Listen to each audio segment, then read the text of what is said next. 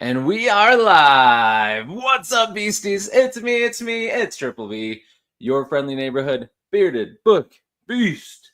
Welcome back to another episode of Beast Friends Forever. Woo! I am excited for this one today. I have a awesome guest, someone that I've been talking to a lot, who I consider a friend in the bookish sphere and just in general. But they're awesome. They have an awesome booktube channel. They write books in multiple genres. They're very talented, very creative. They're a lovely person. They support so many people, especially in the indie sphere. So they're awesome. They're fantastic. I cannot wait to chat with them, and I can't wait for you beasties to get to know them as well. I'm talking about Nicole from Nicole's Bookish Nook. How we doing, Nicole? Hello, I'm good. How about you? I'm doing Saturday good. party. Yeah, that's right. I'm extra excited this morning too because I'm a big football fan, so college football is back. Mhm. I got my Michigan gear on. I'm Oh, ready to go, ready to rock and roll. Uh, are you into sports at all? no, not really. That's good. That's good. It's a wise choice. It breaks my heart every year, and it's a sickness. I have too Yeah, many things I'm obsessed with. I should get rid of one, uh, but it's too hard. no, if it brings you joy, that's good. It does. I used I'm to trying. play sports, but Okay. I'm not. It's I don't know, weird situation where I can be very competitive, but then there are also times where I'm like, okay, it's fine, we lost. I don't know. I guess it depended on my mood for the day. Okay. Where I could be really nasty about it, and I didn't like that about myself. I'm talking like kid, teenager. Oh yeah, yeah, Um, yeah. uh, and I used to play soccer and softball and basketball with, um, because I hung out with guys more, and they were very nice, and a lot of them asked if I was going to join a team, not even just like in school, but like after school activities or something. I'm like, no, I'm just doing this for fun. I'm not that type of competitive person, but when it comes out, um I don't like what comes out. So focus on other things. But my mom uh was fantastic in basketball and softball. So I am a little athletic, but not That's good. enough that I would join teams or like, Right. she got scholarships and stuff. I'm not that person. But I appreciate it. A lot of That's work. good. I did it for fun Oh yeah. and I was like, it's a bit much. So I didn't It pursue is. it. That is true. The older you get, the more like work you have to put in. It has to be like a passion Mhm. if you really want to like go all in. I love sports, but playing sports, I was the same way. Like I played every sport and like when I was a kid and in elementary school, and then I got into like high school, and it was like, I'll just play baseball, and then it was like, I'll just get a job. Like this is Yeah. getting to be Mhm. too much of a commitment. Like I remember baseball practices, they wanted you to come in at like 5 a.m. and practice before school. And I was like, no way. I can Yeah. barely get up and get to school on time. I can't be going in 2 more hours early and then Yeah. doing things. Oh, I'm not a morning Mhm. person. I can't do that. Yeah. There was also a in middle school where thought I was a horse girly. I'm I'm not. But everyone else was doing it. Hmm. And I did have uh I guess I did have the talent for it. There were quite a few instructors that thought that I was way more advanced than I was, and I remember one time where one of them um I was just starting to canter on a horse, but I don't know. uh, I don't know why, but she said, "No, you can do so much better." And she slapped the horse's butt, and I Oh went into a man. gallop. I went into a gallop. I'm like, no, no, no, no, no, no. I'm not here yet, and I'm 12. Like, I've only been doing this for 6 months, Oh and not man. even that frequently.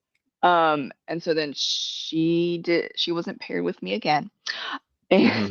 then See there that? was a and then there was a point of I don't know why this happened, but a horse that was not even part of I don't know what you call it, but I'm gonna go with school. Hmm. Uh, was not a nice horse, Joey. Joey. Mm. Um, he just bucked off so many children, Ooh, Joey. and Mhm.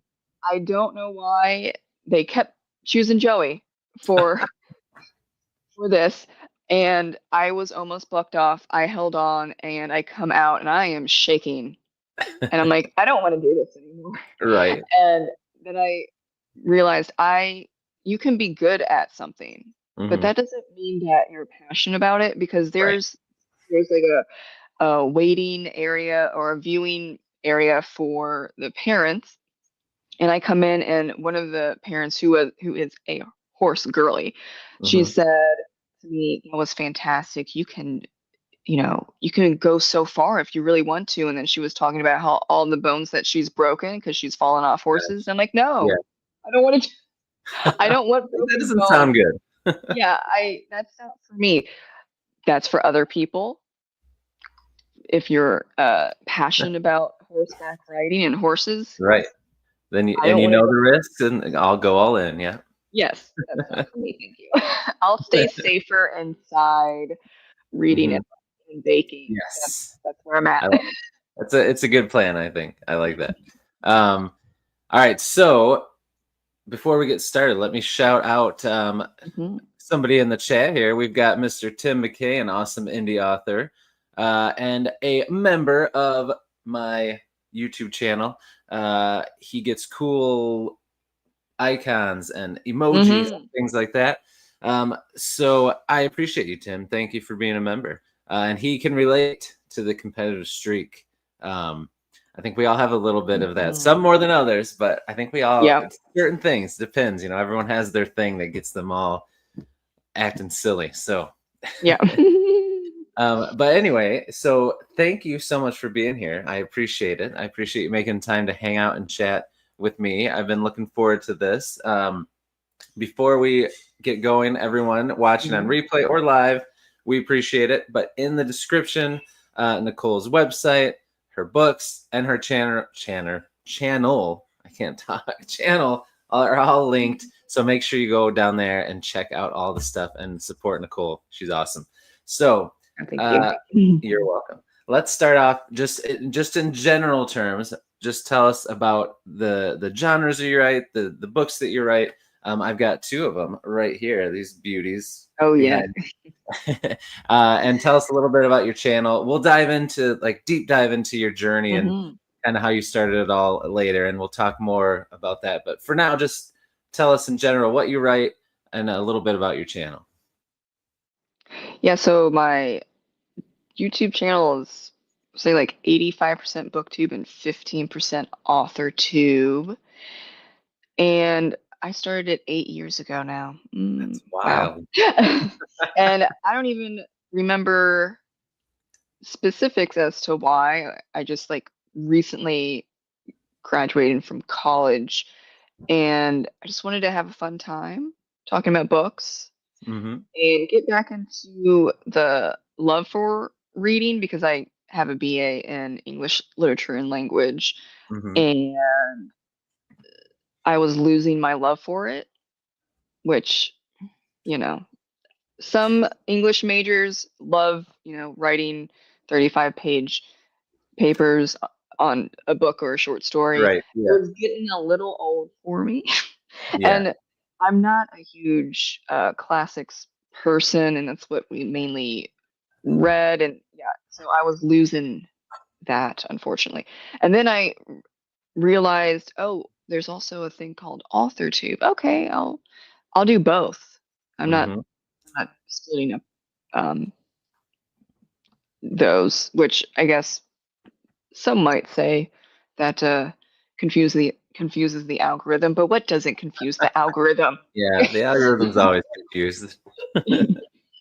So I started writing poems when I was a kid, and then I was actually trying to query my first book, but historical fiction.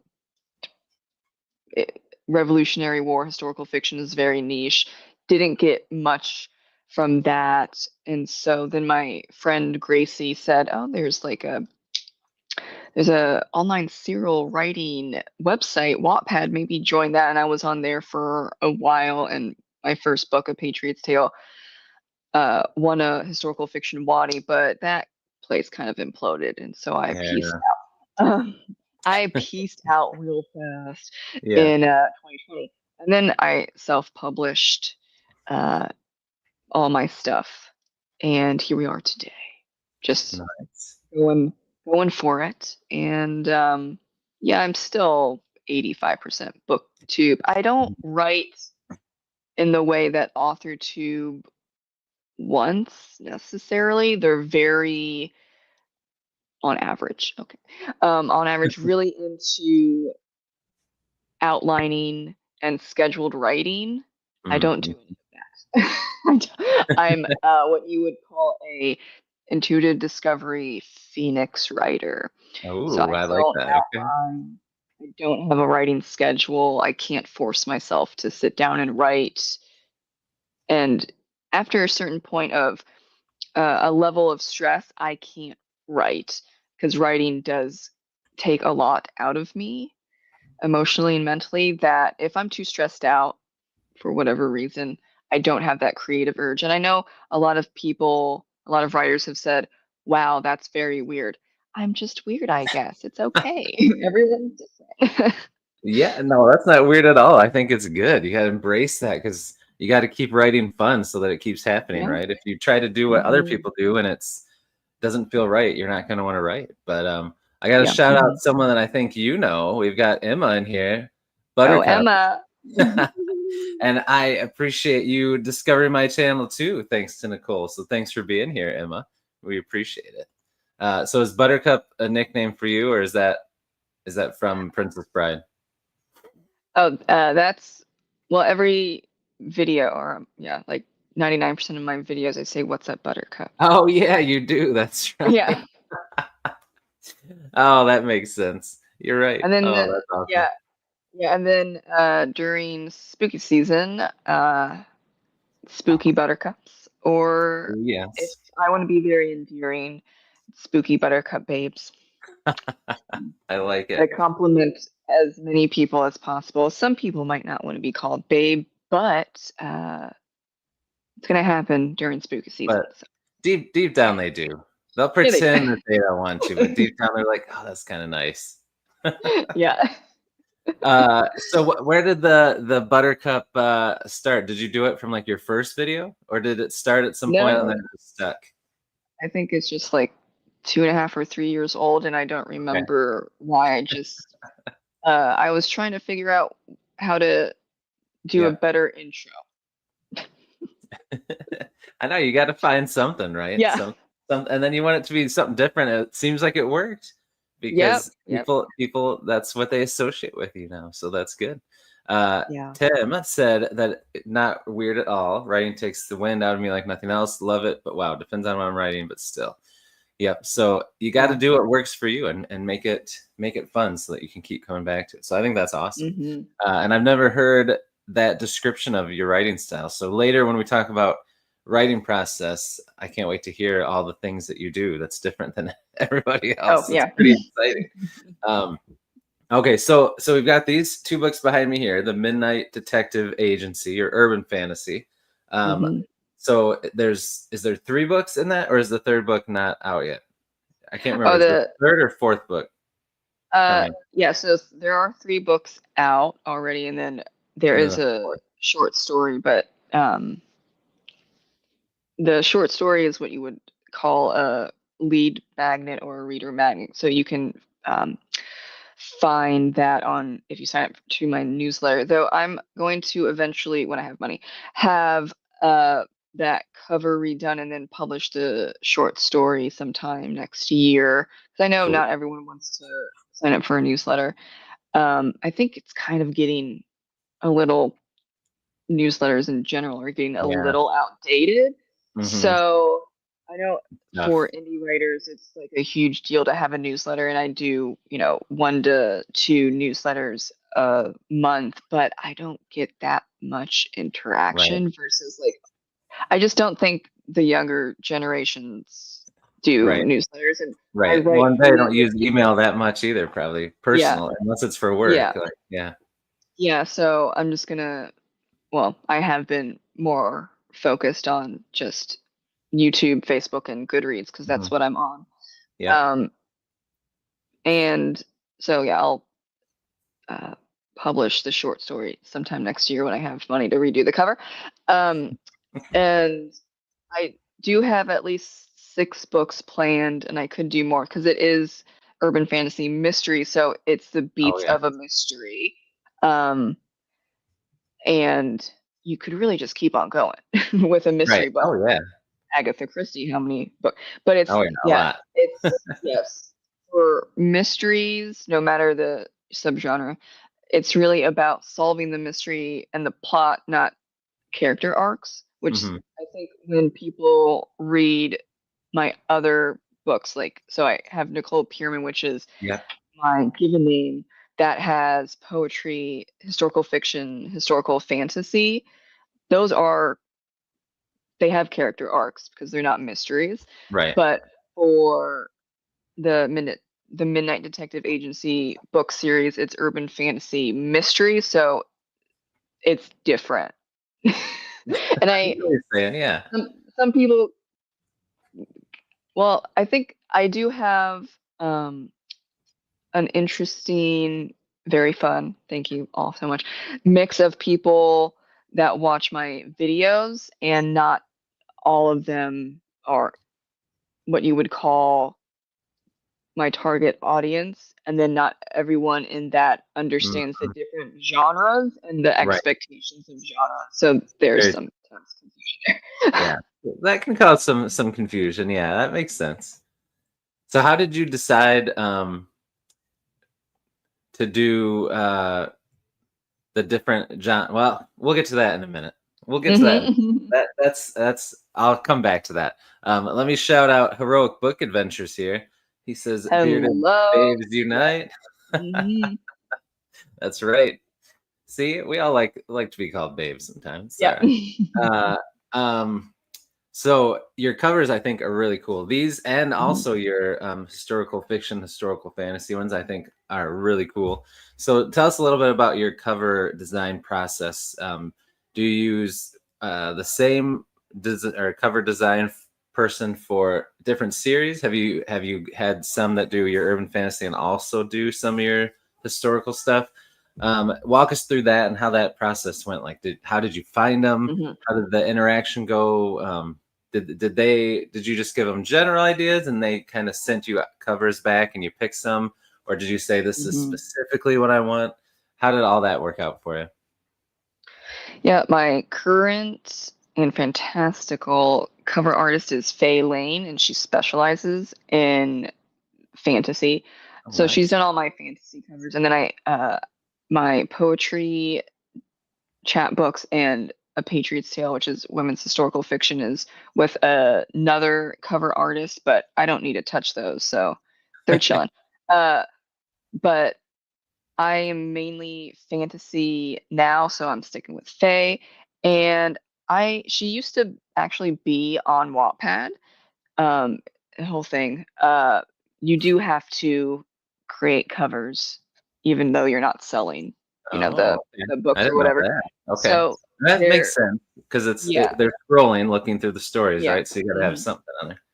Yeah, so she started out on Wattpad, creating free book covers, and then she realized that, oh wait, I can do this professionally. So now she has her own uh, business. And I followed her on X, Twitter, whatever, when I was on that many years ago. That's how I found her. And what I do, and is highly recommended, is that you have to know your cover genre trends, and I know a lot of people, writers, don't like to hear that. Yeah.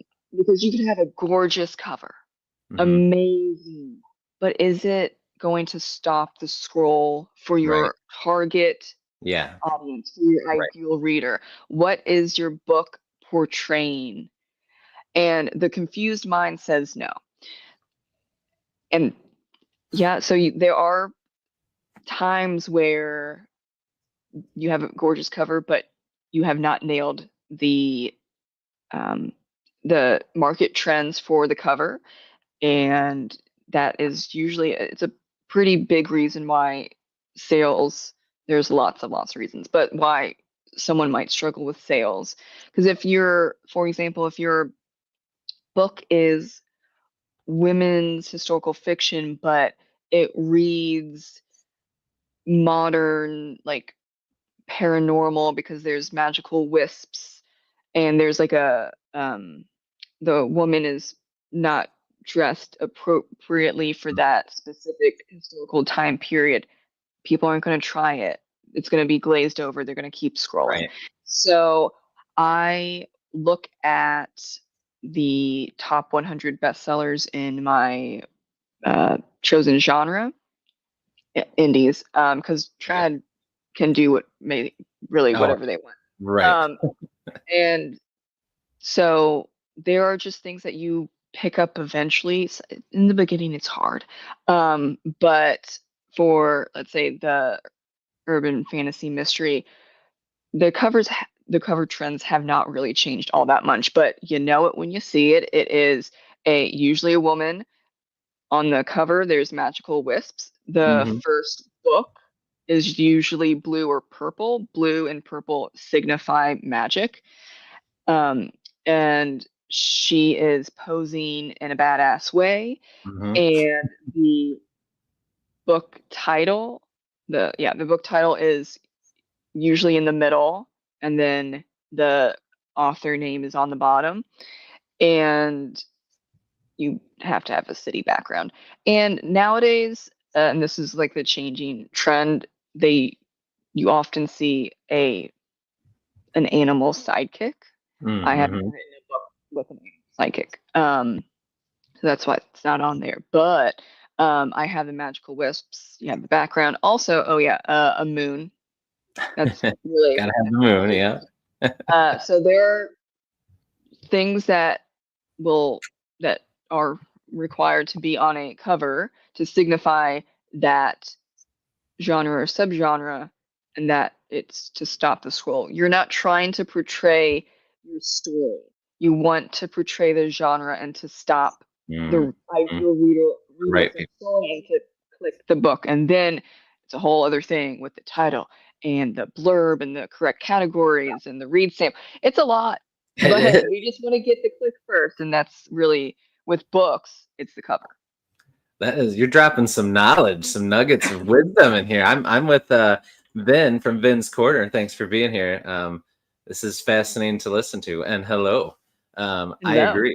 And Cinna, Library on Legs, is here. What's up, Cinna? Thanks for being here.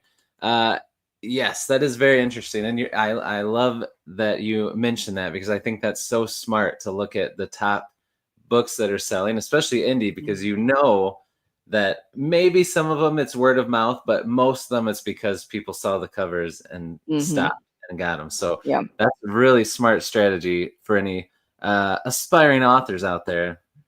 Listen to that Mm-hmm. again and again, Yeah. because that was very smart. Very well done.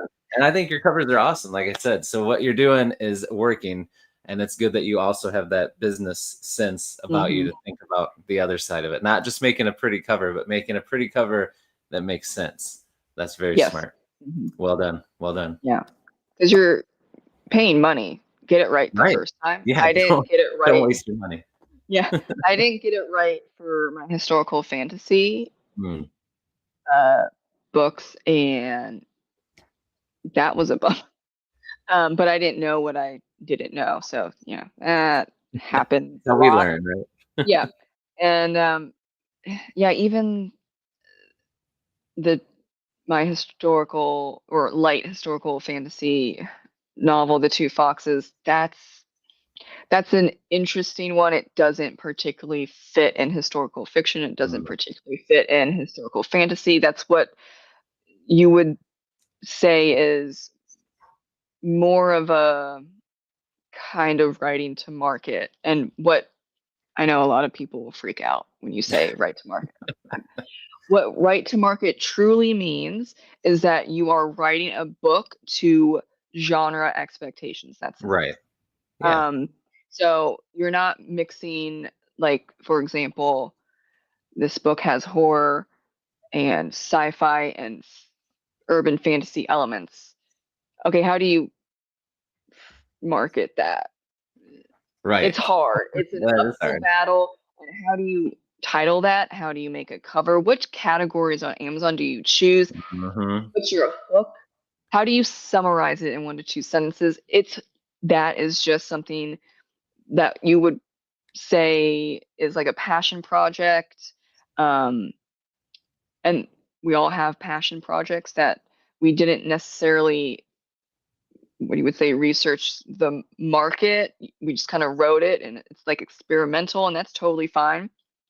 That's The Two Foxes for me. I don't make that much off of The Two Foxes. And also um the cover, that's hard too. Like, there are just some books that you write because you really love and you don't care if it sells.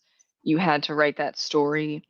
But that doesn't mean that writing to market isn't like that. It's just that you are a little more organized. Like, I was not organized whatsoever with The Two Foxes. I just tippity tapped. Um, and it came to be. But uh, like the urban fantasy books that are also mystery, they fall Mm-hmm. in line with urban fantasy and Yeah. mystery. Um, there's no ifs, ands, or buts what it is, so it's just easier. Yeah. Oh yeah. No, that makes sense. Tim agrees. He said genre blends are a menace to the market. Let me know if you figure it out. So it's tough when you have that many things because yeah, you don't want to put them into categories that make sense technically, but really they're so far apart, it's not gonna work right. You want it to work right Yeah. for that algorithm. Now you're talking about the Yeah. Amazon algorithm. It's tough. Yeah. Or just also readers, and like I said, the confused mind says no. Yeah, yeah, for sure. Yeah. And I Solid realized I spelled point. my name wrong, so that's nice. What's that? I like, oh, I can change my name. Let's see, I changed Oh. it.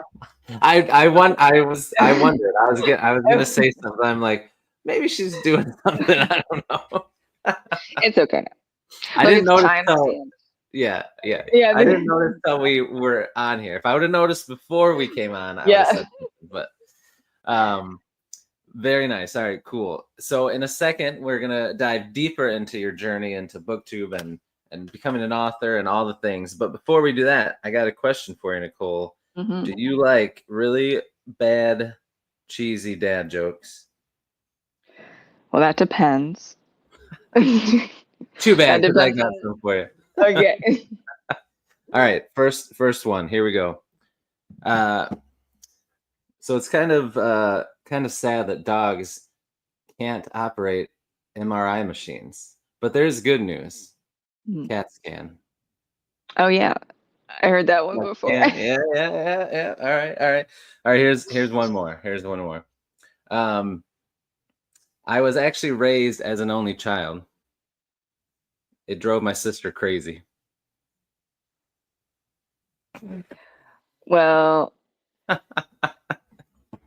Wait a minute. you like a stepsister? I'm missing that Oh one. man. I know. That one's weird. No, I don't like this other one. All right. That's good enough for today. Okay. All right. Let's move on. So, take us back in time to when you were just young Nicole, and let us know some of the things that got you into reading and fantasy and historical fantasy and all of those kinds of things, and talk a little bit more about when you started writing, and then we can get more deeper into when you started your channel. You mentioned it already, but and when you got into writing and how that process went for you. Yeah, well, my grandmother owned a huge personal library, so I just always read, and I was read to, so it was kind of natural. There is no plan in there. We are just a reader family. Um, and then no other family members are writers. But my grandfather on my dad's side was interesting. He was a NASA engineer, but then he also was amazing at stained glass and painting Oh, and wow. drawing. So he, like, that is kind of rare. Usually it's like creative or NASA engineer, you know, that Yeah. type of brain, but he was both. So I'm gonna guess that that's where I got the creativeness. Um, because yeah, no one else is like that creative. My grandmother was really into theology and philosophy, call like liberal arts kind of, but she wasn't an artist. So I'm just gonna say got that from my grandfather. And yeah, I would just kind of write poems. I don't have the poems anymore. But I think the first poem that was like really impressive, uh, per my teacher, was about a unicorn, and I don't have that poem anymore. But for a long time, it was laminated on my uh, grandparents' refrigerator. And then I started a book at 12. But yeah, the thing about all of that is I did not have a safe childhood. I don't remember a lot. I was going through a lot. So um, it wasn't a stable, oh, I'm writing all the time Yeah. and it's fun. So there were a lot of breaks. Um, like so A Patriot Tale was that book that I started at 7, but it's not the same at all. And there was like 7 years of not writing anything. Oh, So wow. it's not that. There's a lot of up and downs. Yeah. It comes back to the if I'm too stressed out, I can't write. Yeah. it's There was a good chunk of childhood and young adulthood where I was surviving, Hmm. and I know a lot of other writers would probably have written a bunch of books, as a healing process, but that wasn't particularly Right. me. But I got back into writing poems in trauma therapy with my still current therapist. I've known him for over a decade, That's and awesome. I could not speak the trauma. And Hmm. he said, okay, so write it out. I couldn't write it out. And he said, okay, brevity poetry. You know what that is? I'm like, okay, sure. And so that was just one-liners. And then the poems got longer and longer. And that's really when the healing journey began there. And that trauma therapy, and then also ERP therapy, which is for OCD, Mm. 6 years. And that in that time, I sometimes wrote. It was mainly poems, but specifically for art therapy and trauma therapy. But then I got over that. I'm considered subclinical for all of my mental illnesses and mental disorders, and that's I think going on 7 years now. And that's when I started to write way more. And well, here we are. We've got 4 chapbooks, 2 short stories, 3 standalones, and then 3 books. That's awesome. Yeah, so there was a lull there, but we're better now. Yeah, you made up for it. You wrote a lot of you've written a lot of things. That's awesome. And I think that is something that you should be proud of. That's it's cool that you brought that up and talked about it, because I think a lot of people deal with things that kind of get in the way of some of their passions and dreams and things they want to do. But I think it's cool that even though you had this lull, you worked through it and you got back to doing the thing that you wanted to do. And now look, you've got all these things published and you're on your way. So I applaud you, and I think it's awesome that you share that. And I think it's awesome that you have done what you've done. So thanks for talking about that. I think that's pretty cool. Oh, yeah. Yes. And a lot of the longer poems are in my 4th chapbook, which actually, talking about to market, they're not to market. The covers are not to market. They don't sell that much. It's fine. But there are also, of course, times where, as a creative person or a writer, where you see market trends, which for poetry, it's already been in a decline for many, many years, various reasons. Oh, yeah. But the trend is chapbook. So it's a poetry, like That's what really small. yeah. Just a collection of poems. The trend for, I think now at this point, almost a decade, is what you would call Instagrammed poetry. Very minimalistic everything. The poems aren't very long. They're mainly about like 3 different topics. You organize them in a certain way, and there's no punctuation, and there's no like capitalization or anything like that. And then the covers are extremely minimal. Me personally, I'm not going to change all of my chapbooks to fit the market of Right. Instagram poetry. So those books, all 4 of them, don't sell. But yeah, there comes a certain point where are you going to go backwards and change stuff? Right. Does that go against your morals, or you just move forward? Move forward. I'm not Yeah. going to. Yeah, I decided to move forward. I'm not changing the covers. They're very pretty covers, but like pretty covers don't. Right there. Yeah. Not the scroll. Yeah. I could, but I love those covers. So, Keep them. yeah, those covers or those chapbooks do sell like during Christmas time, or during National Poetry Month. But other than that, they're sleepy. But well, especially the 4th one, Teal Nostalgia. Yeah, like 80% of those poems are from trauma therapy. And I think that I've had a few people say, "Oh, I couldn't relate." And I'm like, "That's good.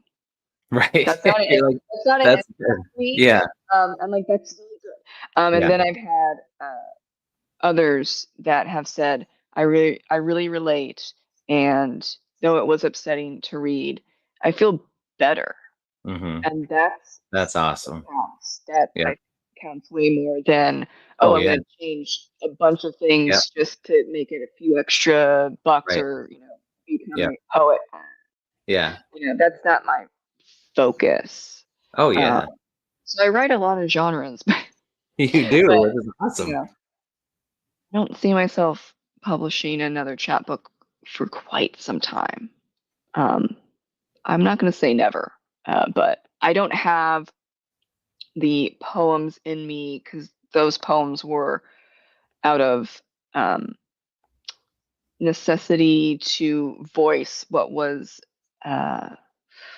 deep inside that I was too scared to say, versus now I'm covered, I'm happy, love living life.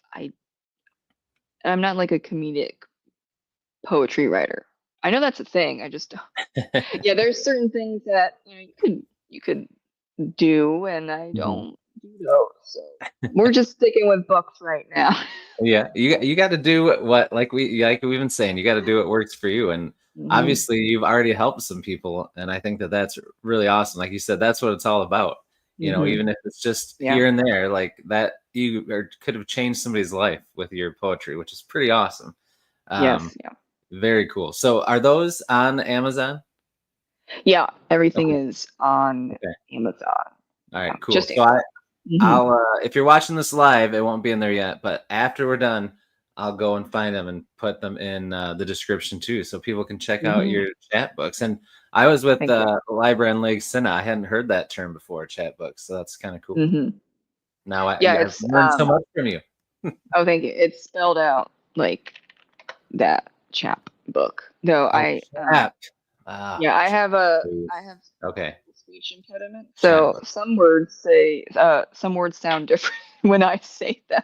So I'll pop it up here. So chap books. That's a tough one though. Mhm. If you're talking like chat and chap, they're so Yeah. close. Okay, chap Mhm. books. Got it. Yeah, Got it. they are close. Very cool. All right, awesome. Well, you've had a pretty amazing journey, I think. And I think it's like I said, it's one that I think it can inspire a lot of people in multiple ways. One, I want to write and stuff like that, so I'm inspired by you because you've done it. Like Mhm. there's just statistically, like it's such a small amount of people that start a manuscript or start writing a book, actually ever publish it. And you've published Mhm. multiple things in multiple genres, which is fantastic. But now hearing your story, you went through a lot of trauma and tough things, and you still stuck with it and came out the other side rocking it out. So I Yeah. think that's Mhm. inspiring too.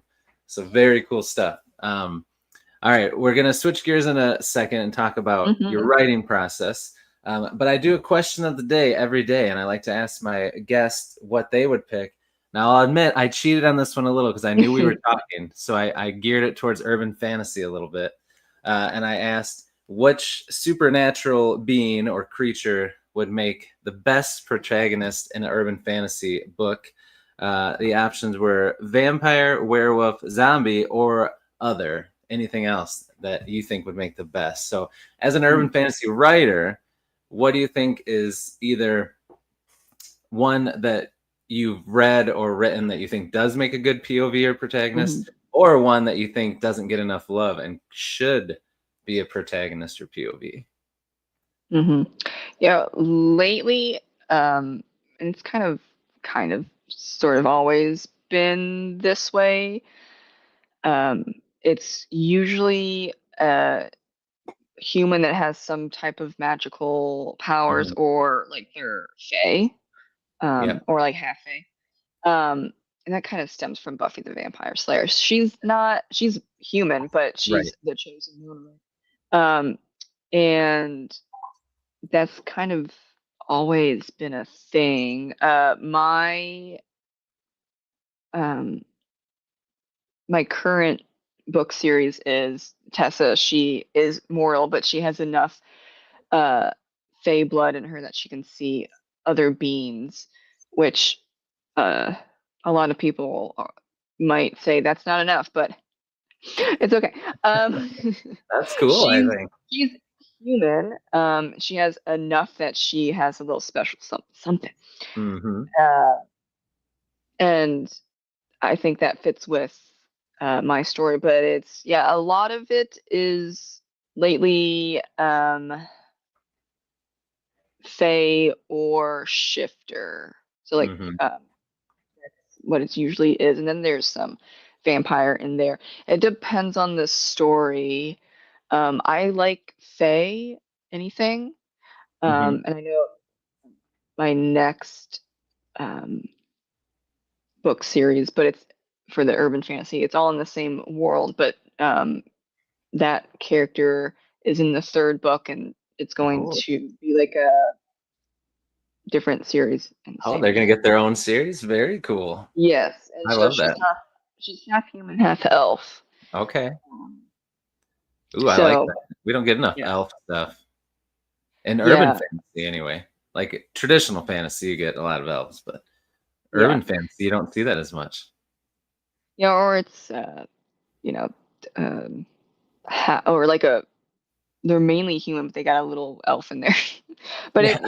it for urban fantasy, the expectations, Hmm. the genre expectations are very specifics, and big names can change that a Right. little bit. Like Heather G. Harris, actually, she's pretty in line, but there are going to be exceptions. But you kind of just go with the the expectations of what makes the genre what it is. Mm-hmm.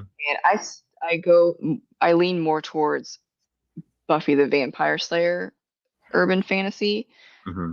um, mystery as well. Um, and it is different traditionally published with indie publisher. There's that as well. There's a lot that goes into it, but I think Yeah. that it's respectful to be in line with the genre expectations, because if it is what it is, then that is it. I'm Right. not trying to reinvent the wheel. Um, Right. Right. I If fell in something's love with working, yeah, exactly. Yeah, if I fell in love with a genre, there's reasons for that.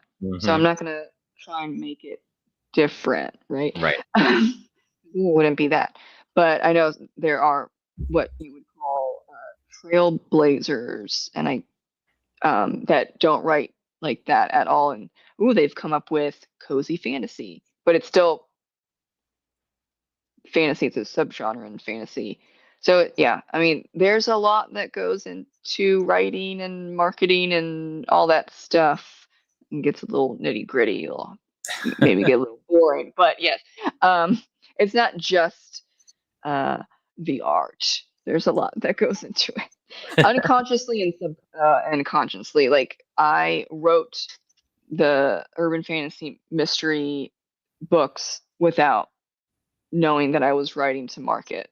But that's because I read so much that many professional, very well known, aged writers will say, read after a certain point, you just know.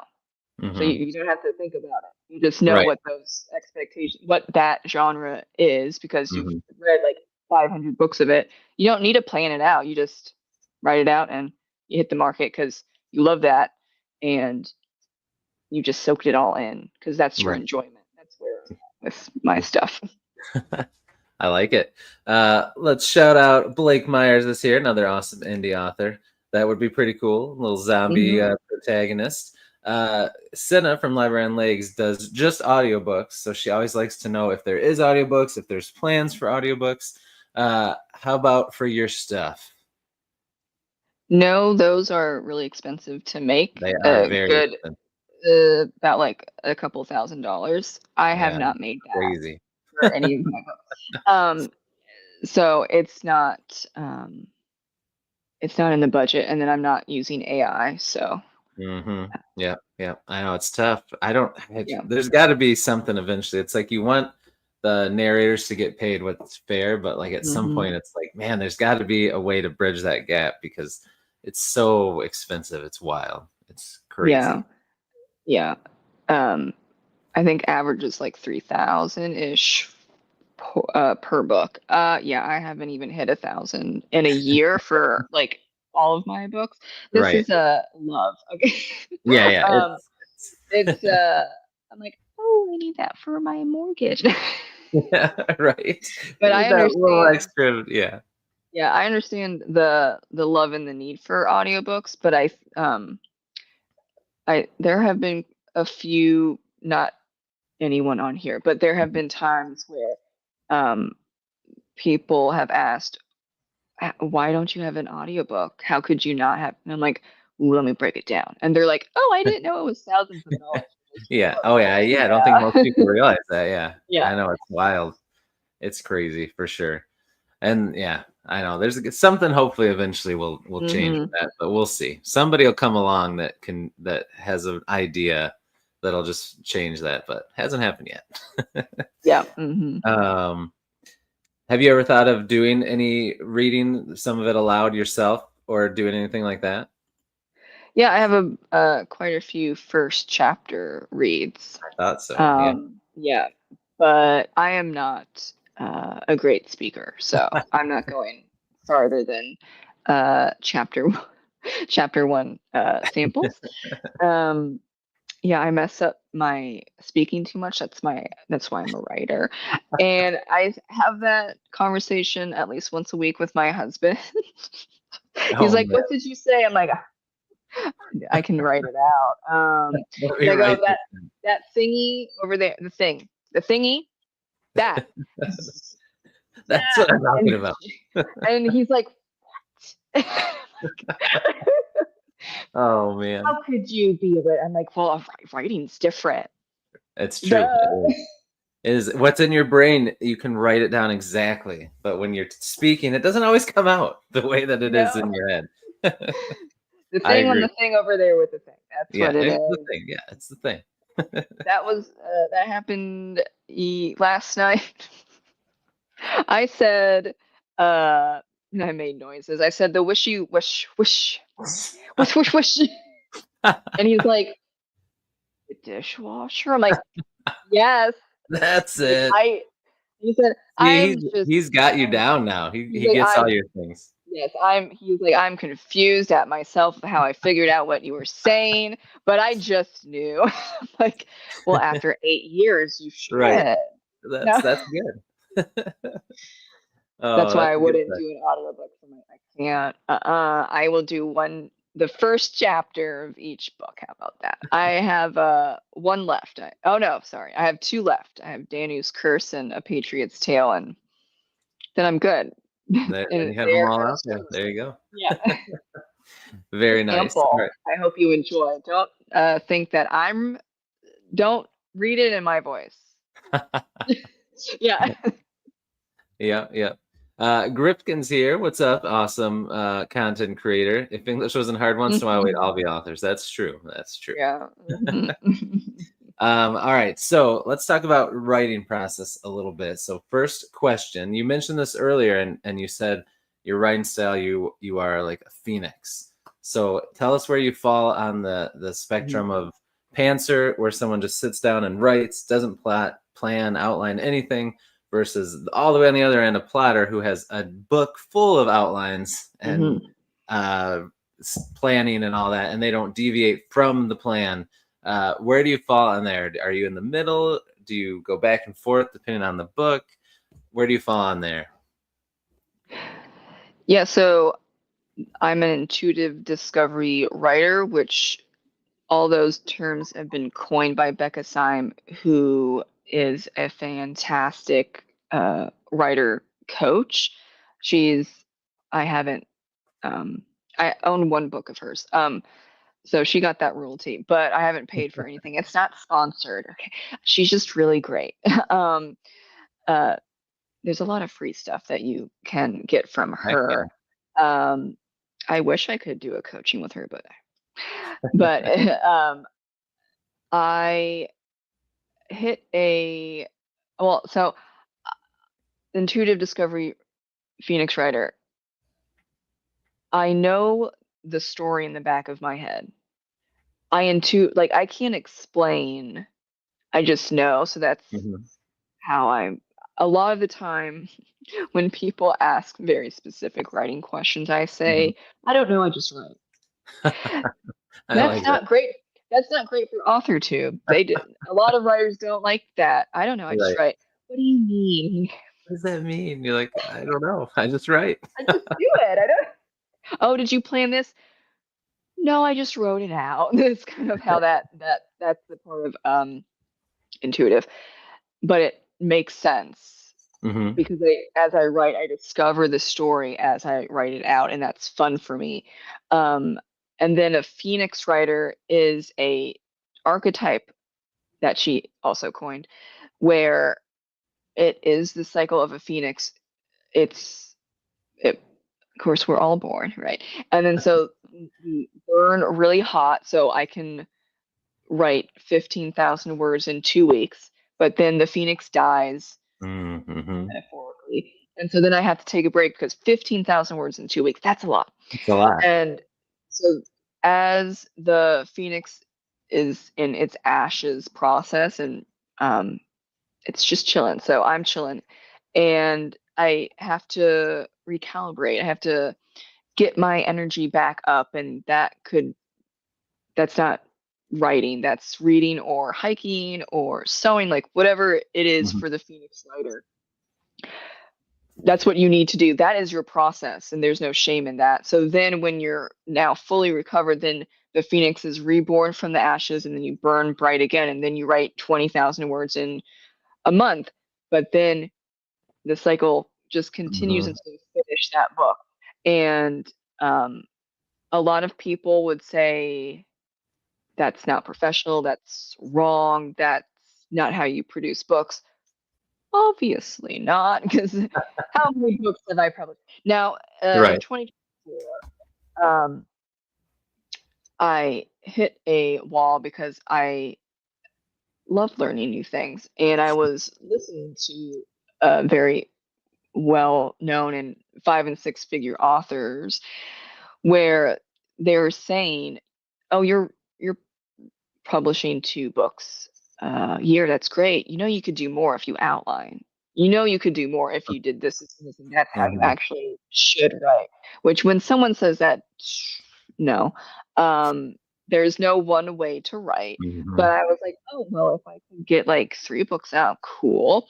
So then I started to outline, and I pooped myself. No, there was a good 6 months where I could not write because I messed that up. I went against my own self because Mhm. other people were telling me it's not good enough. Do it how I do it. Mhm. That was not great. And that was Midnight Murders, the third book in the urban fantasy mystery series. And I don't have pre-order privileges for Amazon because I missed the pre-order date. I moved it twice, and for Amazon, that's a no-no. Oh I man. lost it for a year. But then I was like, I have to get this out. I can't have a third time where I Right.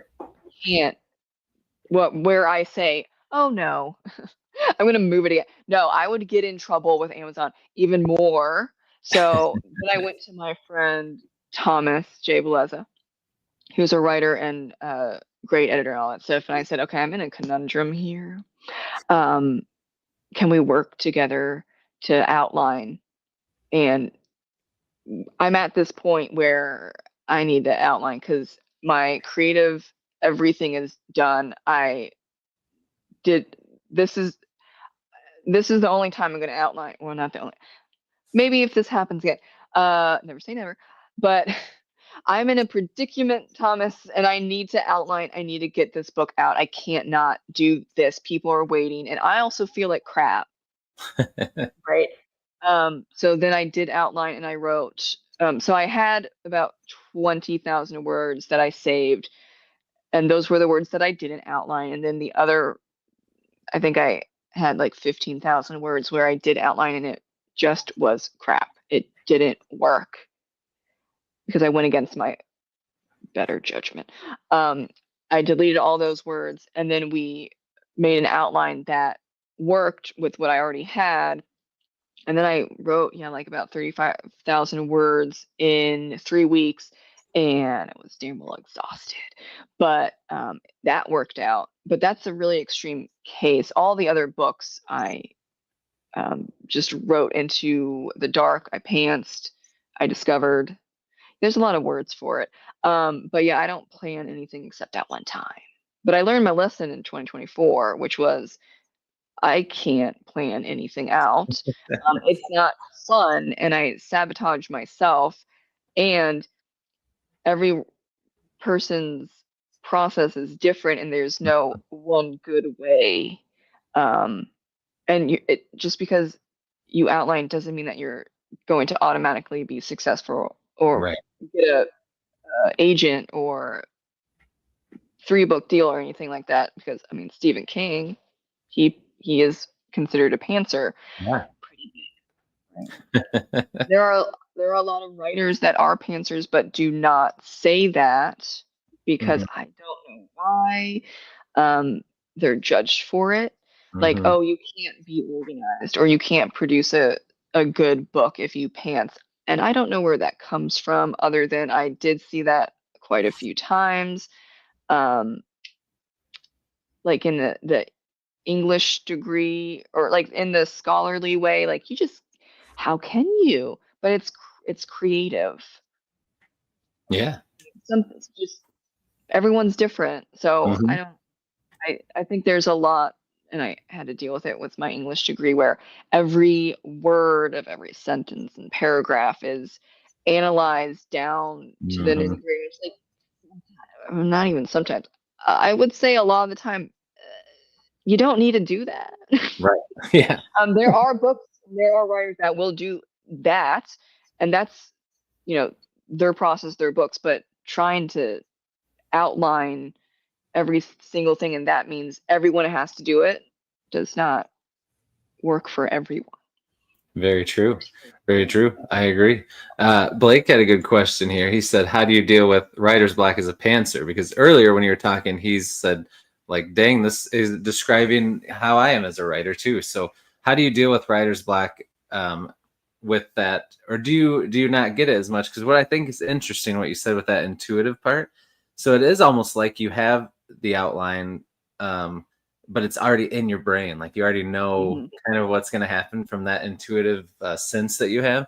But how do you deal with writer's block when you do get stuck? You talked about it a little bit before, but what are some of the strategies or things that you do to help yourself get over that writer's block? It, usually when I have writer's block, that's when I'm trying to force myself to write in the ashes stage, so I have to walk away. And another part is where I am hearing other people give me advice, and then it gets in my brain, and so then I'm not discovering it Hmm. anymore.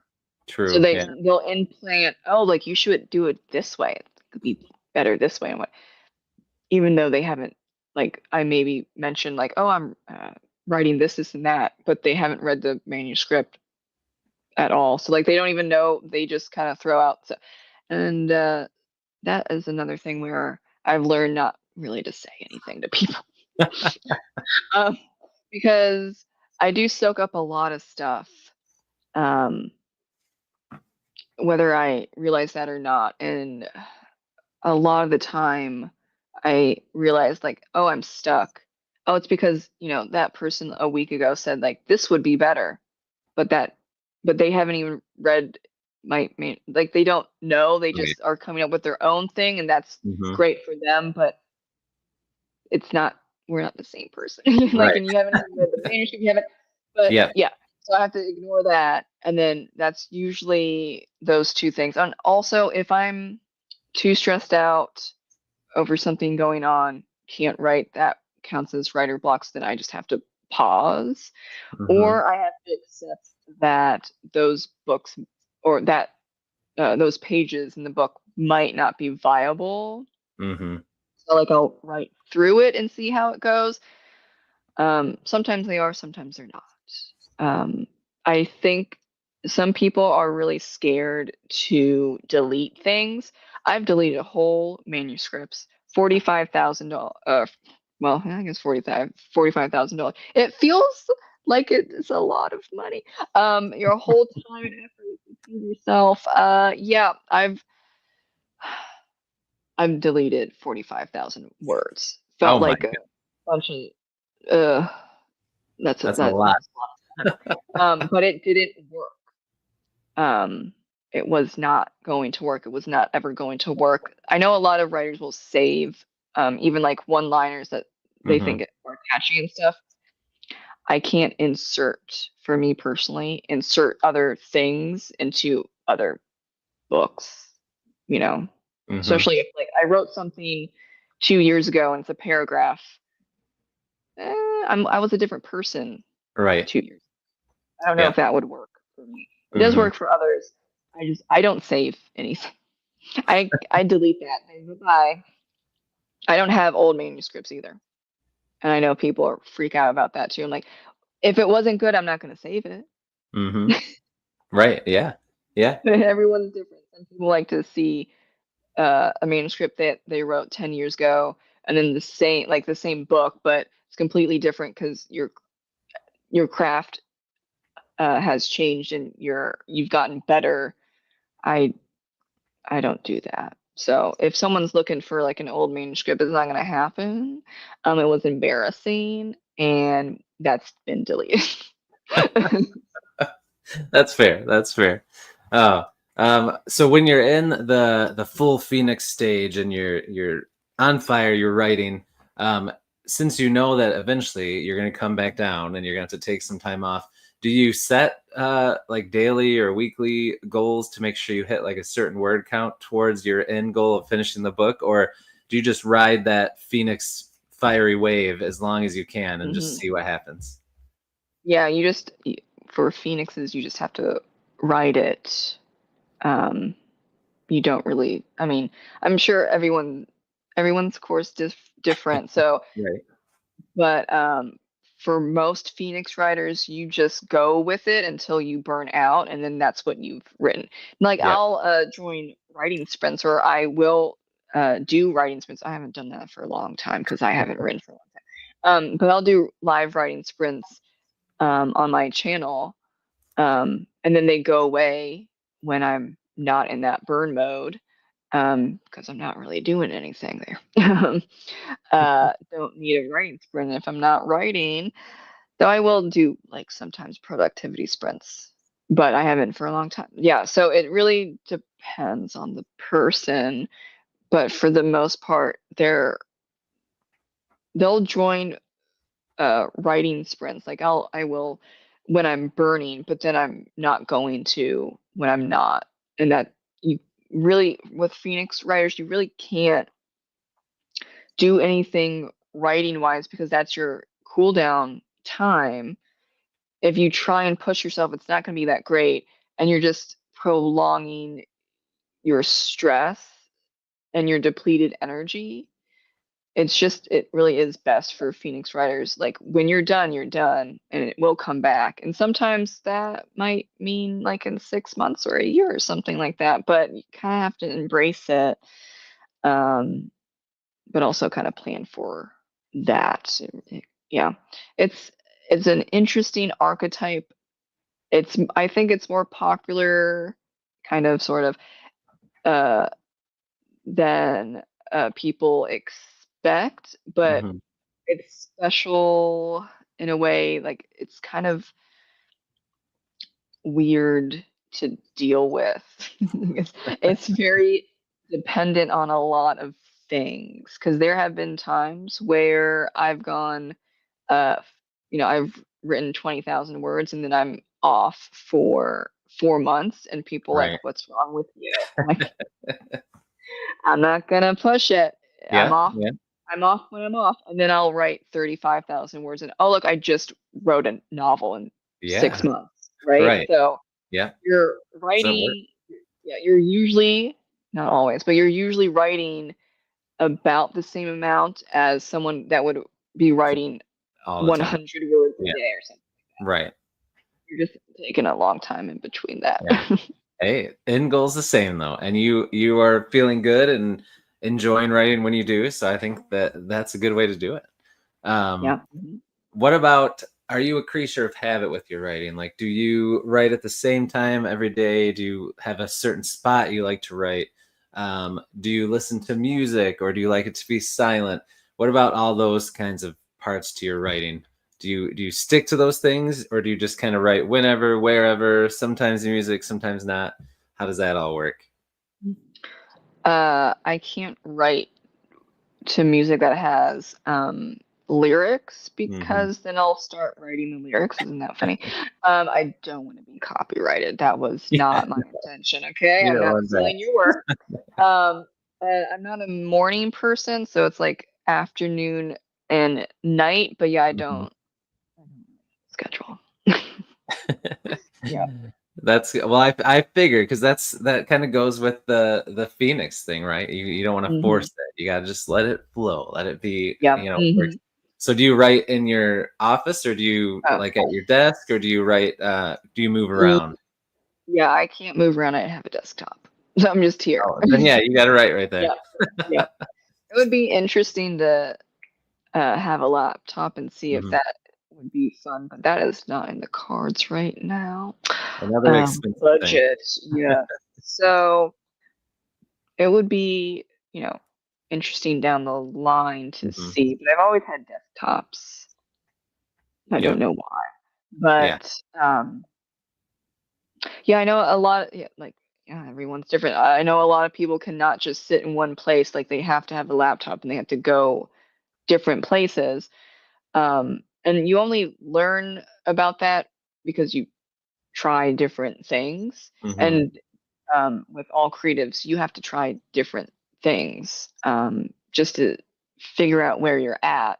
It's a Right. lot of testing and practice and yeah, discovering, and that can take a really long time. But once you're in the groove of things, so to speak, uh, that's a great spot to be at. But then also you have to be flexible because your 22-year-old self is probably not going to write or have the stamina for like your 41-year-old self. Like Right. you Yeah. have to be moving.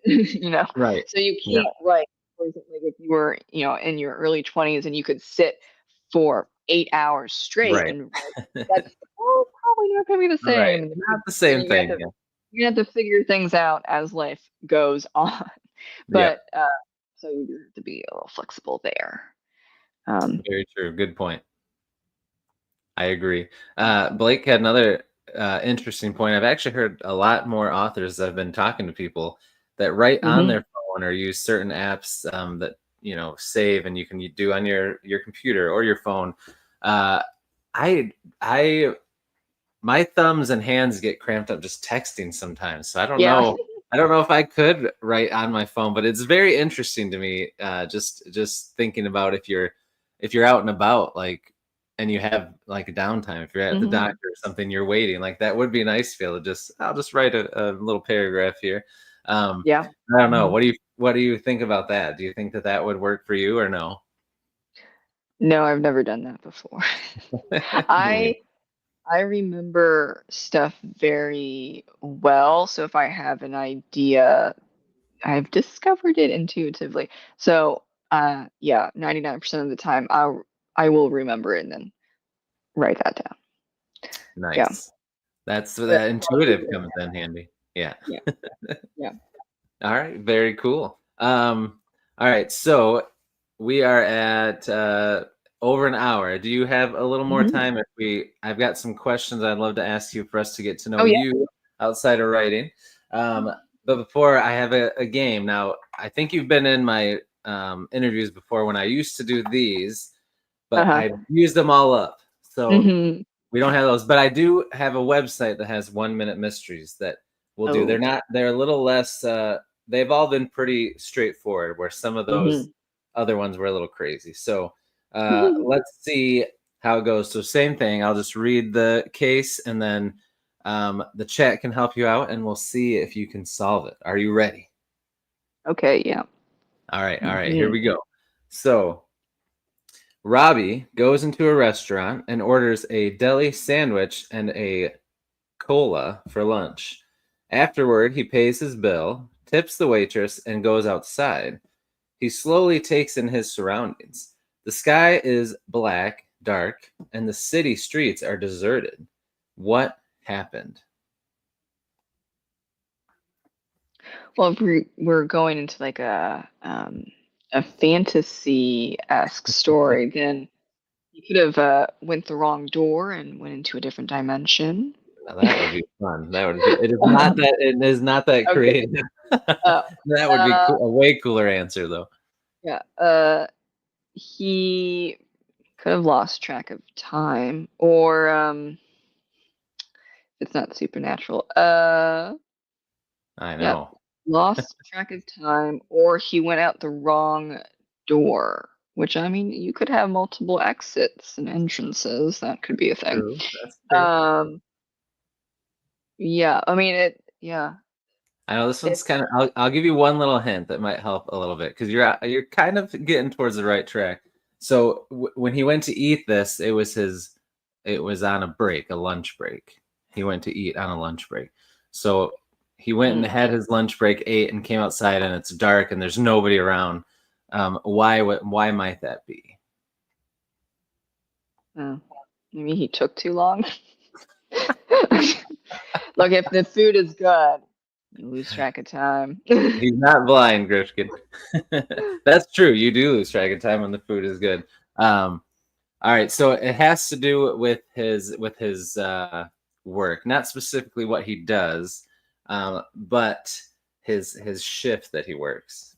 I guess the night shift or mid shift. Yeah. He has the night shift. So I don't. The descriptions on these are not as good for the answers. It just says he worked the night shift and took his lunch break in the middle of the night. So there you go. You got it. So you solved it. So that means you get the round of applause. Oh, thank you. Well, they just added sound effects to the free version of StreamYard, so I'm trying to figure it out. Oh yeah, I think it worked. Yeah, it worked. No, I do. I would like to say that he took the wrong door into a different dimension. Way cooler. Way That's cooler. Where my mind went. My practical mind, I don't know what that is. I know. Dimension. Yeah. Dimension. See, now we're talking. Now we're getting ideas for the Midnight Detective Agency. There we go. Grifton, good job. I think you had a good idea, so good job. All right, so you ready for some questions? They're not very hard hitting, but they're fun. Okay. So first one will start off easy, or maybe not. Sometimes people take a minute with this one, but what is your favorite color? I'm not great at choosing one favorites. I guess it would be black based on my closet, because black matches everything. Oh, it does. Heck yeah. Yeah. That's a good but then I also love blue, green, light purple, turquoise, teal, silver. Oh yes, those are good colors. Yeah. You can see them in your covers too. Those colors. Yes. I like it. Very nice. Well done. All right. So maybe I won't say favorite, but what would be your food of choice if you were going out somewhere? Someone was taking you out to eat, and you got to choose what you get to eat. What are you going for most likely? Sushi. Ooh, I love sushi. If I want to be nice to my stomach, I shouldn't have, not like I'm allergic, but I'm sensitive to dairy, wheat, and eggs. So like my whole life is great. But but if I don't mind feeling sick and having my whole body ache for multiple days in a row, I'll go for pizza. Ooh, oh yeah, that kind of combines all those things that you're sensitive to, but it's so good. Yeah, so there are, every quarter I will have pizza, and then I just will feel like crap for 3 to 5 days. But it is what it is. Yeah. Yeah, but if I want to be nice to myself, it would be sushi. But that is a great alternative. Not really alternative. It should be what I usually go for, or pho.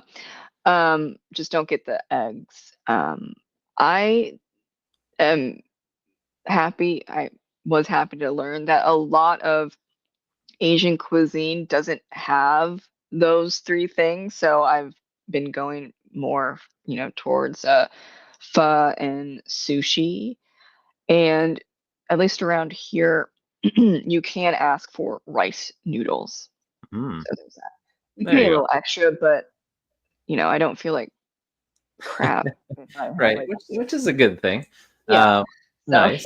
So what's your favorite pizza topping? If you're gonna make yourself feel like crud, what's the toppings that you want to get? Well, it'll be double cheese, and if I want to be really fancy, chicken, and then tomatoes, and mushrooms. But really double cheese, and then do that stuffed crust. That would be a 5-day situation. You're going all in on the dairy. That's like triple the dairy. I love it. Might as well. You're going to feel bad. You might as well get your bang for your buck, right? There you go. Oh, that's awesome. All right, and the question that ever divides everyone with pizza is, do you like pineapple on pizza as a topping?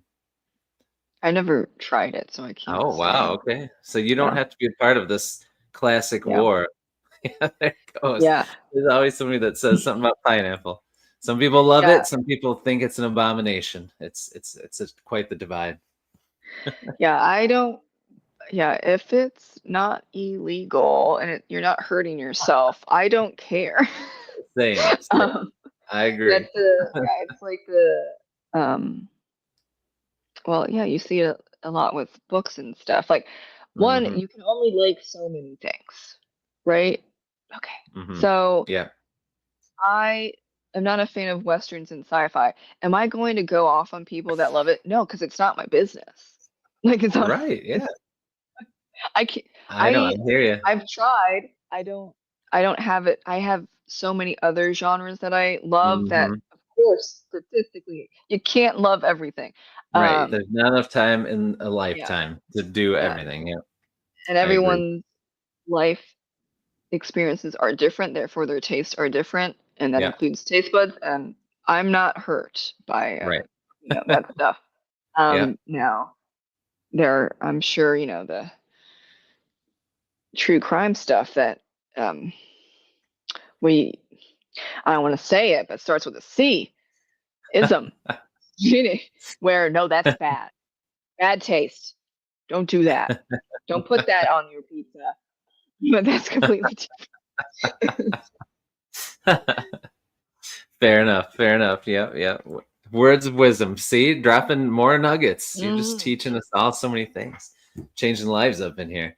All right. So, what was your first job that you got a paycheck for? Oh, other than babysitting and dog walking, Oh, it that's was pretty a awesome. yeah, it was a pet boutique, and that Oh, was very wow. interesting. There was so much drama there. It wasn't even like 6 months, and um, I thought the like part of the job was to socialize the animals. So it was like guinea pigs, birds, rabbits, hamsters, gerbils, that type Oh, of stuff. wow. Um, that's what I did, but it was supposedly unprofessional carrying around guinea pigs. Okay. Um, Guinea pigs need but some love. yes, like I would say that a socialized animal for that animal and the owner, potential owner, would Hmm. make sense. But the owner and some of the coworkers of mine were like, you can't play with the animals all that much. I'm like, but am I getting everything else done? Correct. And also, I saw a lot more animals when it's chilling on my shoulder. That's true. Yeah, there was a contention there. And then I did also say to this one woman that yes, hamsters bite. They do. That was a big no, actually. Oh, gosh. She Um, didn't like that. no. Um, but to the person who sold the hamster to the woman's 2-year-old, what were you doing? Okay. Yeah, that's Um, not a good choice no. But that for the was a hamster or strike the two. 2-year-old. Yeah, Yeah. no, that was strike two. And then Uh, there were some other like the two managers dated and then they broke up. Why would you allow that? I don't know. But then so it was the divide. And oh, I God. yeah, and Split the so family, I the work family in yeah, half. yeah, and there was drama there. And the one manager did not like me after a while, and so yeah, I got fired. Oh, God. What a um first job experience for yes, you. Good gravy. but then she got fired a few months later because she was Mm. caught stealing. Oh, lovely. And I was like, well, I feel vindicated because Yeah. I got fired because she was complaining about Yeah. me, but then she actually did stuff that was illegal. Yeah, So she deserved to get fired. yeah, you can't steal stuff, No, sweetie. stealing is not okay. That's No, you true. don't do that. Yeah. No, we don't do that. No. Well, Oh, she was like, like the treats or oh specifically yeah. the bully sticks, Oh if yeah. you know what I'm Yeah. talking about. She would Yeah. take a couple. at a time. Oh, And interesting. yeah, and then like she kept one-upping it, and then then it would be like biscuits, like the handmade biscuits from someone that like a small Yeah. business in the area, and then like shouldn't have done that because like No. the biscuits are there's Yeah. an inventory of the biscuits, Hmm. there's 20, but you're taking two of them, so now there's 8. Right. Okay, Something's whereas not like gonna add up. Yeah, good job. the thieves are usually not smart enough to realize that. They Yeah, always get but caught. yeah, yeah. They get to They they get a little greedy. They think yeah, they're safe and they're too slick, and it yeah. always catches up to them. Oh That was man. my first time. All right, all right. Well, I'm glad you're out of there. That sounds Yeah. terrible. Um, Shout out to Mark from the Book Lounge. No late, my Hello. friend. It's good to be here whenever you are here. We appreciate it. Hmm. Um, all right. What was your first car? Your first ride? What was the first car that you got or that you Actually, rode around in? well, I actually have driving phobia, so I don't Oh, have that. that is Yeah. another is an interesting thing because I actually have when I taught high school, I had a couple students who had the same thing. Hmm. And I have a friend that has the same thing. So I get that 100%. Yeah. Um, so Yeah. did you go through like the driver's training process and you realize it then, or did you know it Yeah. before you even got to that point?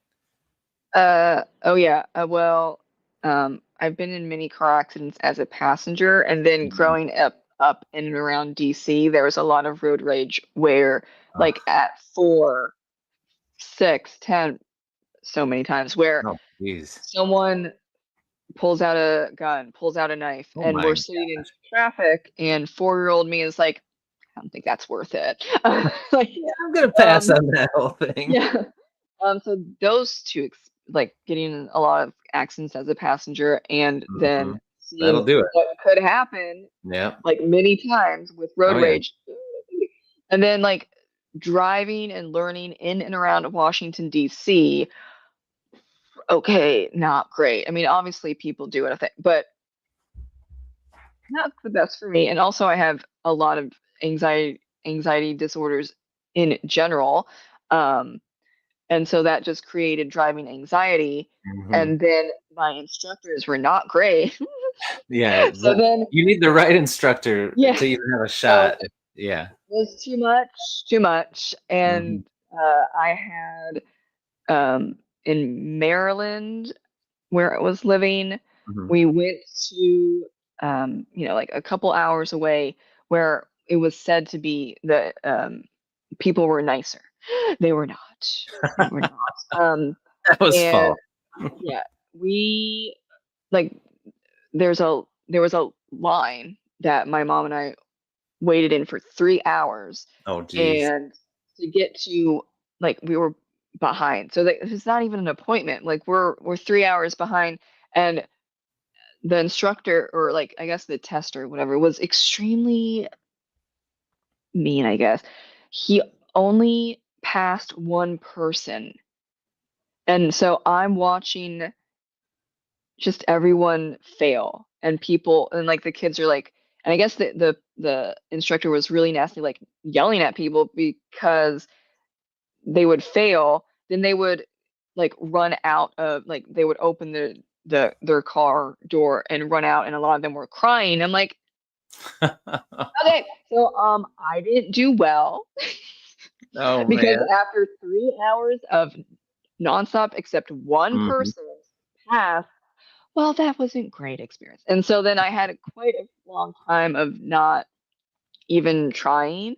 And then I got together with my now husband, and he said, I think you can do it. And so I did. Um, and so I can drive. Like I have my license now, Oh, but that's awesome. I can drive to like 6 places. Oh my gosh, yay. I mean, that is better than not at all. Hey, Um, some people when they have that phobia, they never do it. So I think it's awesome that you just yeah. conquered that, even if you don't drive everywhere. Like that's pretty awesome.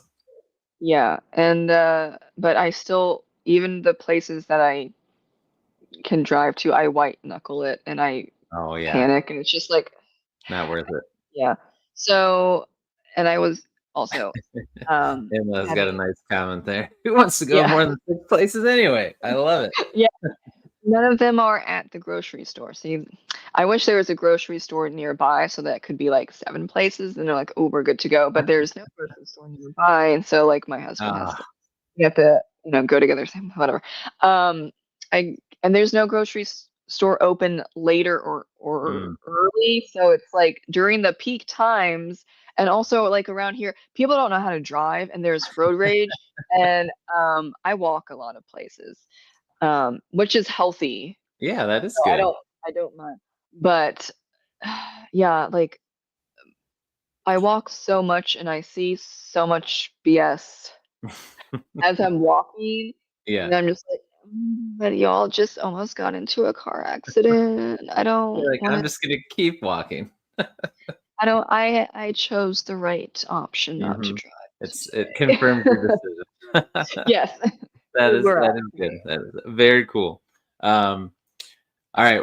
So we know that you are awesome at the writing thing. You're Mhm. doing the content creation thing. But what is another talent or a hobby that you have that we don't know about?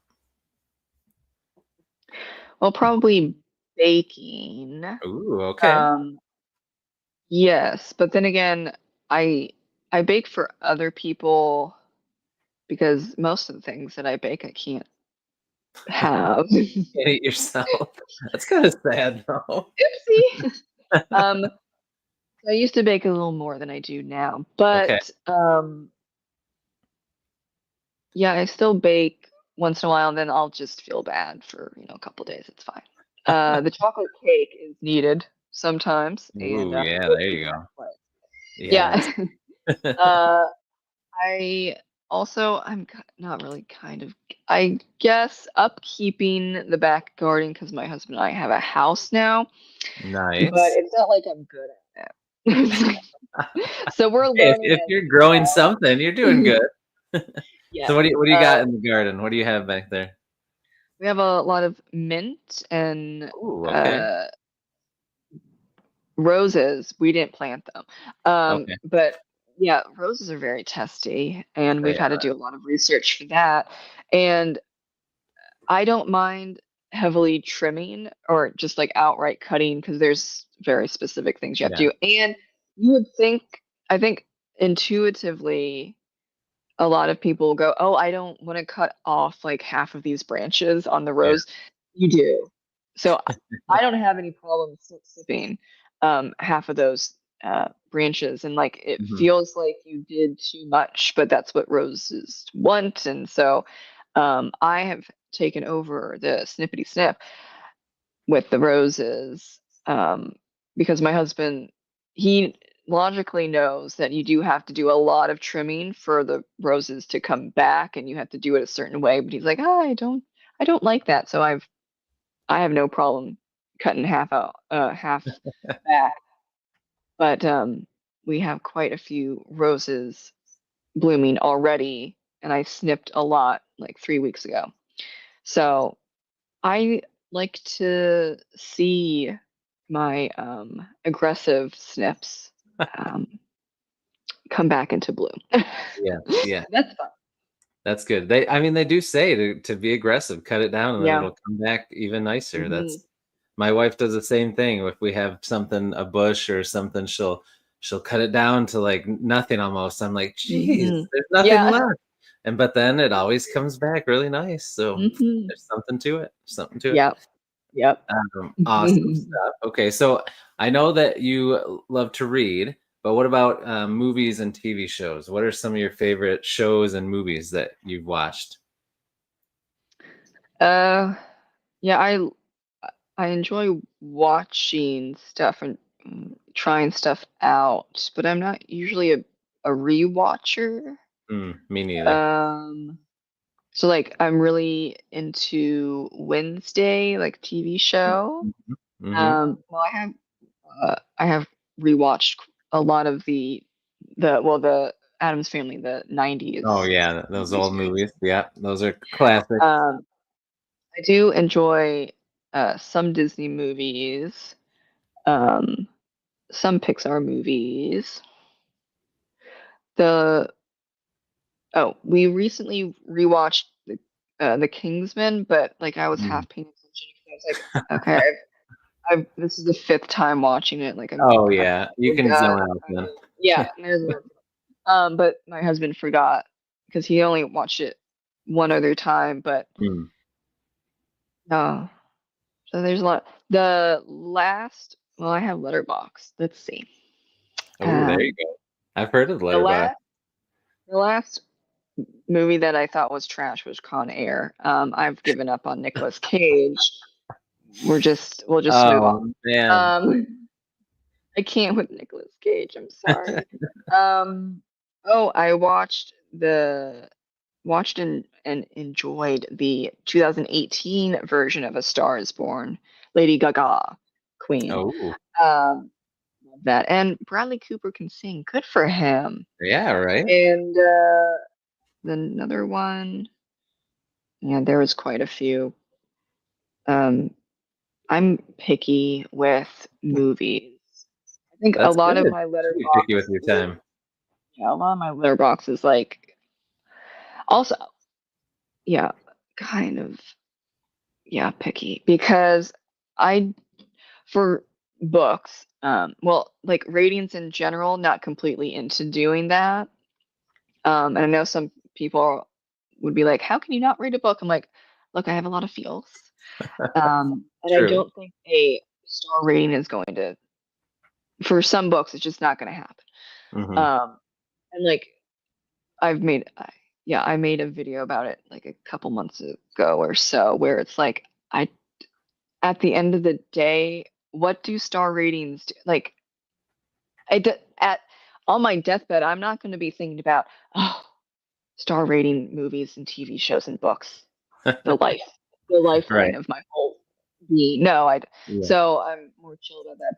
But so there's a lot of movies where I just have it under letterboxes, just watched. Right. And then my husband has different tastes, and there are just some movies where like 1 star, I can't do this anymore. Like The Yeah. Falcon and the Snowman, which was from the 80s. Okay. Boring. 2.5 hours for what? For what? That's a lot of time if you're Oh, not enjoying it. That's yeah. a long time. All right, fair enough. Fair enough. All right, let's bring it back to the books at the end here. What are some of so two parts here? Let's say what are some of your favorite books or authors throughout your reading journey? But then also, since you started your channel, what are some books that you really have found through being in this bookish sphere that you really liked, or some hidden gems, Mhm. whatever you want to talk about here, basically. Yeah. I've discovered I wasn't into horror, and then I got into horror because of HorrorTube, so that's cool. I forgot Oh yeah. the booktube or whatever. But like I got more into it 3 years ago, specifically with splatterpunk. Mm-hmm. Um, I have personally been through and seen and heard too many real life things where it's really hard to get me with a story, especially Mm-hmm. if you close the cover, close the book and then you just put it aside. Um, Everyone's different, right? But Right, it right. it takes a lot to make me uncomfortable, Mm-hmm. if not outright upset. But then also that kind of goes in line with legitimate. I would have to say legitimate therapies where you have to face uncomfortable situations to Mm-hmm. move forward. And that was Right. basically the whole trauma therapy, and for OCD specifically, um, ERP therapy. So going through all of that, um, I accept those uncomfortable feelings when I'm reading something, like horror or maybe like even like historical fiction where Mm-hmm. atrocities they happen. Um, and so yeah, I'm huge into horror now. The first one was, well, splatterpunk. It's also satire. It was recommended to me, because after all that happened, I'm like, ooh, let's just push the limits, because like Yeah. I'm over this hill. It's great. Let's go. And so the first one that was satirical splatterpunk was Dead Inside by Chandler Morrison. Mm-hmm. Yes. Well, that was the most extreme, and yeah, you really can't come. I don't think come back from that. That was the first one. Now everything else is like, okay, Right. you Now can't nothing phase me. nothing surprises you after that. No. So yay for that. And then, well, my favorite writers, Morgan Llewellyn, Mm, Irish American author. She's in Dublin now. She has dual citizenship. And then Stephanie Dre, who is women's historical fiction. Chandler Morrison, splatterpunk. Um, Taylor Jenkins Reid, which mm-hmm. is like women's fiction, and then Shakespeare thrown back, 600 years for that one. But we got to mention Shakespeare. Gotta do that. Yeah. And yeah, I think I also really adore Demon Copperhead by Barbara Mm-hmm. Kingsolver. I need to read more of her books. She has quite a backlog, but I'm on a book buying ban. Um, but yeah, she's uh, definitely a potential for like one of my favorites. I just have to read more. I think, and I don't say it very often, or really like very, very rarely, but I think Demon Copperhead, that book, is a masterpiece. Recommend it for everyone, and definitely will be in 20 plus years considered a classic literature with a capital L. Hot Wow. take. I don't think that's a hot Hot take. take. Hey, Most people. I've heard really good things about that book, so it's on my Mhm. list for sure. So it's even more Yeah. now after you shouted it out. So, Mhm. all right, well, we surpassed the hour and a half mark. So Oh. we this flew by. It did not feel like an hour and a half, my friend. It's been fun Yes. chatting with you. So we'll wrap it up here. My wife is working, so I have to make sure my Mhm. 3 kids are still alive and in the house. Um, but thank you so much for coming on. This was a blast. I would love to have you on again anytime, either for a collab, when you have a book coming out, if there's anything you want to shout out, or if you just want to come on and drop more wisdom and nuggets of information on me. I would love anytime to have you back. So thank you. Yeah. It's been a blast. And before Thank I go you. into my closing thing, the floor is yours. If you want to shout out anything, your books or anything else, you have the floor, my friend. Oh yeah. So you can find me uh really just 3 places. I'm not really a social media person, but it's YouTube, Goodreads, and my author Facebook page. If you type in Nicole Pierman, somehow, in some way, I forgot how I did it, I really hit the SEO nail on the head. And so you just type in Nicole Pierman anywhere and I will pop up. But my books are only on Amazon, but they're also in Kindle Unlimited. And I have the booktube channel under Nicole's Bookish Nook. And yeah, as we kind of discussed, I have 2 names, but I don't hide them. The given name is where the poetry, historical fiction, and historical fantasy is, and then Nicole Brona is just urban fantasy. Very nice. And again, all of that is linked in the description down below, or go check out Nicole's YouTube channel, and she's got everything linked in there as well. Mm. Thank you again, Nicole. Thank you, everyone in the live chat. You guys were awesome. Mm. And thank you, everyone watching on replay. We appreciate it. Enjoy the rest of your Saturday. I'll be back next week with some more Beast Friends Forever and some more awesome guests. So look forward to that, and look for things on the socials and on YouTube to find out when and where and who. But for now, have a great Saturday. We'll talk to you later. We'll see you in the next one. And until we do, as I always say, devour your TBRs, be brave, be beautiful to one another, and be beastly. We'll see you, everybody. Take it easy.